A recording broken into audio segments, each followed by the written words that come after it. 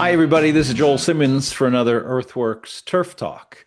On this week's podcast, I had a chance to interview a second time my friend Logan Freeman from the Mountain Branch Golf Club just north of Baltimore, Maryland, right in the heart of the Mid-Atlantic region, which I have said many times here on the podcast and on our Turf Talks, that it might be the hardest place in the world to grow grass, certainly cool season grasses.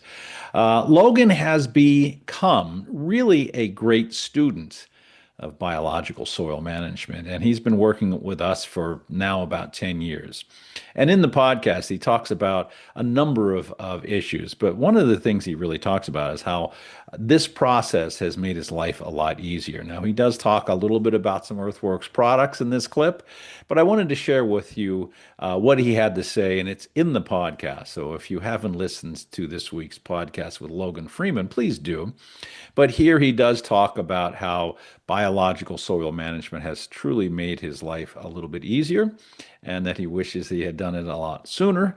But if you're not a believer of biological soil management, take a listen to what a golf course superintendent says about what he's been doing when he gets the soil right and starts feeding the soil with some carbon. So this is Logan Freeman from this week's EarthWorks podcast.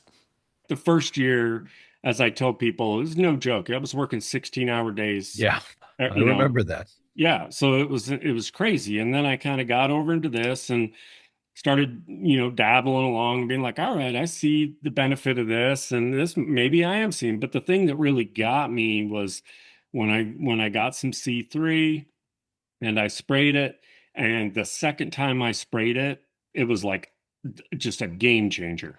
And Yeah. it was like, I can see that the plant is getting something out of this product that I've never seen before in my career. Uh, Um, and you were one of our first C3 victims, yeah, clients. yeah, Yeah. exactly. Yeah. I was like, what is this stuff? But, and at first I was like, oh, I don't know about the smell and all these things. And Hey, it smells great, now, dude. yeah. And now I'm like, man, that's the smell Oh, I of good, love that good, smell. healthy soil, healthy turf. I get it. I Yeah. totally get the whole picture now. And, but I ended up, really going with that. And then it was like, oh, let's look at some granulars.